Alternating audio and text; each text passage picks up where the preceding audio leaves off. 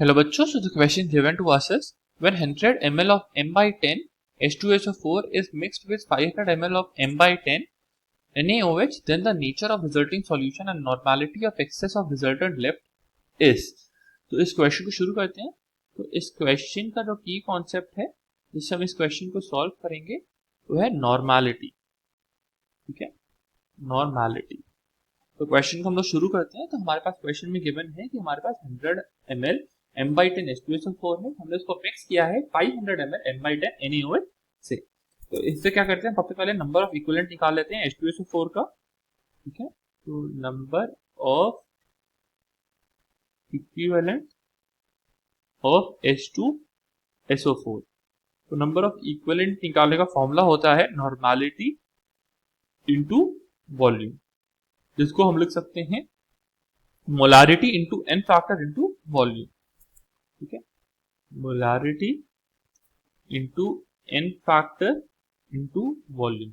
तो H2SO4 एक die basic acid है, इसीलिए इसका एन फैक्टर 2 होगा। ठीक है, तो इसको अगर हम लिखें हमारे पास आ जाएगा, तो मोलारिटी हमें गिवन है 1/10, एन फैक्टर हमने बोला भी 2 है, और वॉल्यूम जो है वो है 100 ml।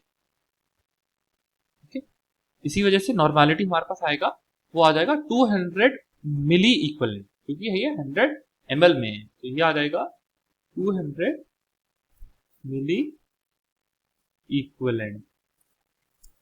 ठीक है, अब हम नेक्स्ट निकाल लेते हैं।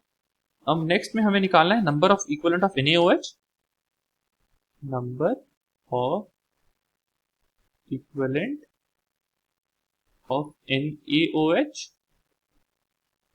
सिमिलरली इसमें भी वही करेंगे, normality into volume number of equivalent देता है, और हमें पता है मोलारिटी इनटू एन फैक्टर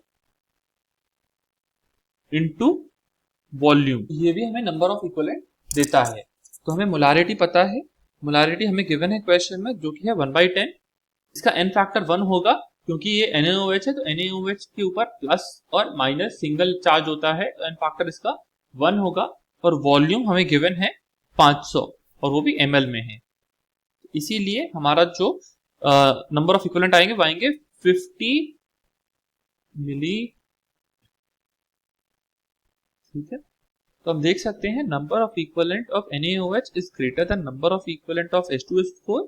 ठीक है, number of equivalent of H2SO4 ये लेस हो गया number of equivalent of NaOH से। ठीक है, NaOH, और क्योंकि NaOH का इक्विवेलेंट ज्यादा बच रहा है, इसका मतलब जो रिजल्टिंग सॉल्यूशन है वो बेसिक होगा। ठीक है, resulting solution is basic. Number of equivalent left, number of equivalent left, ये हो जाएगा हमारे पास 50 माइनस 20, ये आएगा हमारे पास 30। ठीक है, क्योंकि 20 इक्विवेलेंट का रिएक्ट करेगा, तो हमारे पास 30 बच जाएगा ऑफ NaOH। तो नॉर्मैलिटी ऑफ NaOH जो लेफ्ट है वो हो जाएगा हमारे पास नंबर ऑफ इक्विवेलेंट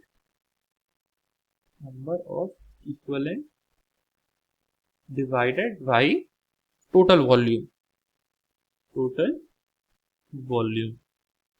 तो नंबर ऑफ इक्विवेलेंट हमारे पास है 30 डिवाइडेड बाई 600, क्योंकि जो ये वॉल्यूम है ये भी ml में है, और NaOH के ऊपर हमने जो इसका नंबर ऑफ इक्विवेलेंट लिया है वो भी मिली इक्विवेलेंट है, तो कोई इम्पैक्ट नहीं होगा, क्योंकि वो 10⁻³ जोन में कट जाएगा।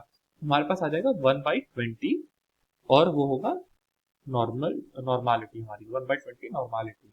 इसीलिए हम बोलेंगे कि हमारा जो सॉल्यूशन है वो बेसिक है, और उसका नॉर्मैलिटी है n/20, that is option number 3। Hope you understood the solution. Best of luck.